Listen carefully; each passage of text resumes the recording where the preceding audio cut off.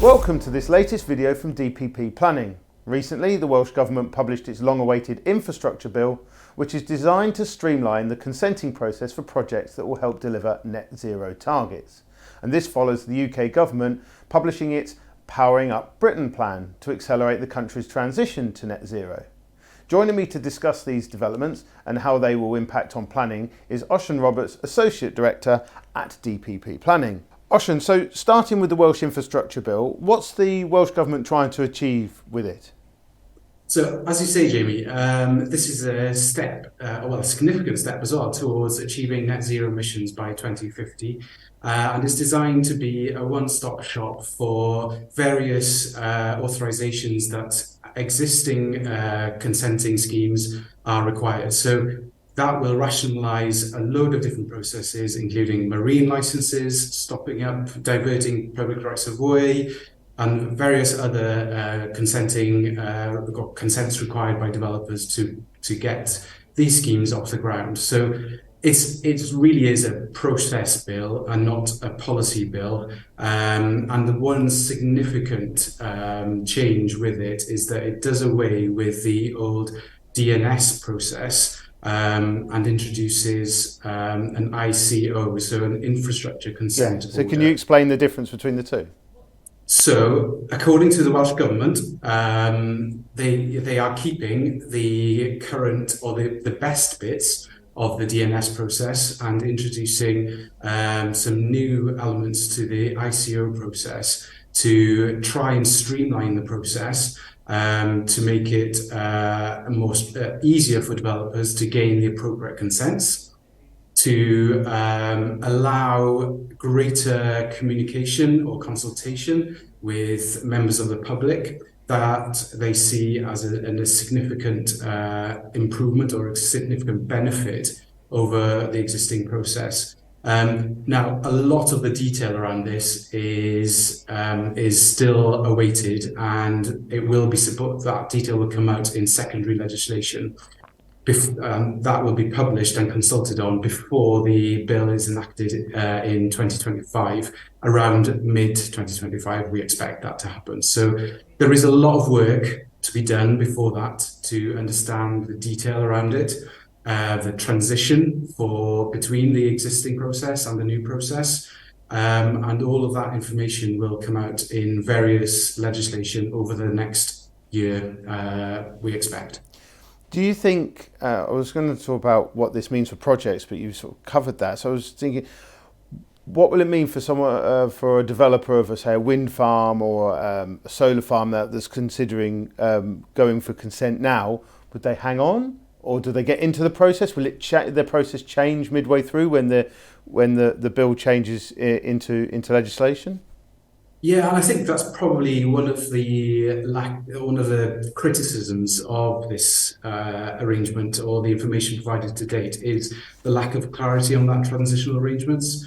A company or a developer looking at a scheme which will come forward later in 2024, for example, at the moment it's up in the air whether or not they will wait for the new process to come in, or whether they look at the DNS scheme and just continue with that, or, as you say, does it switch halfway through? There is a real lack of information on that at the moment, so it's very difficult for us to advise our clients on how that will transpire, but we expect the Welsh Government to be issuing and consulting on information like that over the next probably 6 months for that level of information, but a lot of information will be released before it comes out or enacted in 2025. Okay, so looking a little bit wider outside of Wales, because we know as a result of a High Court ruling, the UK Government announced in its budget earlier this year this updated Powering Up Britain plan.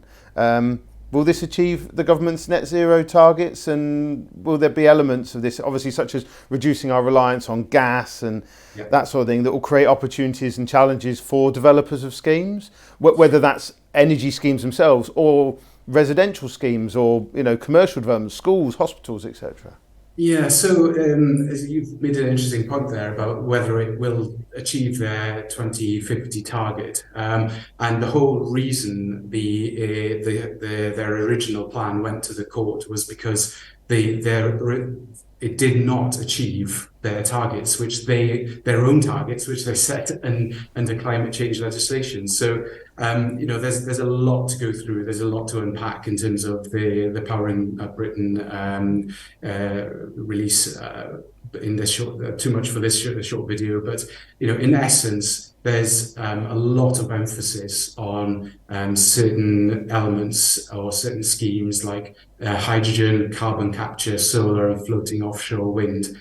But a big part of it is they've consulted on 5 new national policy statements relating to specific infrastructure, and that consultation has now closed. But we are waiting the detail of the responses on that and how that will affect developments going forward. The interesting thing is that a lot of people expected them to change their position on onshore wind. But there's no apparent change on that, albeit we do expect a change in the NPPF to allow more flexibility at a local level for people to determine what they want to see from onshore wind. But in terms of our clients and our developments that we are involved with, their reliance or reducing the amount of gas used will be a key element, and the move to electrification. So residential schemes, for example, there will be increased demands on the grid, from EV charging, from electrical appliances in the homes, or electrical boilers or hydrogen boilers, indeed. So there is an issue there with grid infrastructure, which the government are fully aware of. And we are expecting them to issue an action plan this year at some point to deal with that infrastructure, because the grid infrastructure is just not there at the moment to deal with this increase in demand. And some of the EV charging clients that we are dealing with are looking at powering their EV charging facilities from their own solar arrays. So they build their solar arrays nearby or adjoining their EV charging hubs to try and offset that issue. And I think we have a similar issue with hydrogen. I was at a conference recently where 600 people were attending on the future of hydrogen. But there are issues there as well. It's an important part of the solution in terms of renewable energy, but the infrastructure in terms of pipelines and their ability to carry hydrogen is an issue and will take time to resolve. So whilst we are looking at 2050 and in some cases 2030 for achieving net zero, that is a difficult target to reach without significant investment and speed in changing the infrastructure. So obviously we're in quite an evolution. It's more maybe evolution than revolution that it needs to be. I think it's a revolution mindset, but it's an evolution factually. So I think it's a real pivotal point as well. We are 17 years or a bit more than that away from, or 7 years away from 2030 and 27 from 2050, and we are behind. I think it's fair to say, in achieving those goals. So it's really pivotal moment. So how, as a planning advisor, planning consultant to your clients, how are you supporting your clients with their projects that involve, whether it's direct energy projects or having to incorporate, to future-proof them in terms of what they need to do? So I think the key message that we give our clients is get engaging with relevant bodies, relevant authorities as early as possible. They are, at these conferences and events, they keep saying that they are open, they want to discuss, but they do have staff resource issues. But we do still encourage developers to go and speak to them as early as possible in the process to discuss the potential hurdles that they might arise from their particular sites.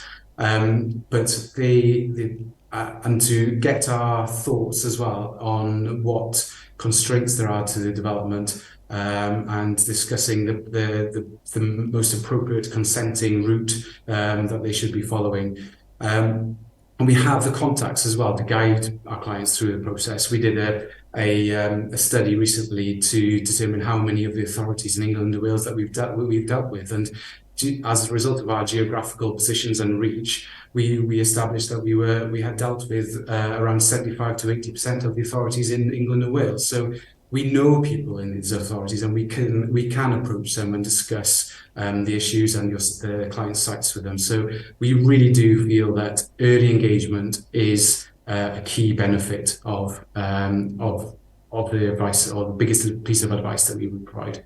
Brilliant. Ocean, thanks very much. And obviously, for more information on how energy generation and consumption is influencing planning, visit the website, get in contact, obviously, with the guys at DPP, or keep an eye on the LinkedIn page for more videos like this. Thank you.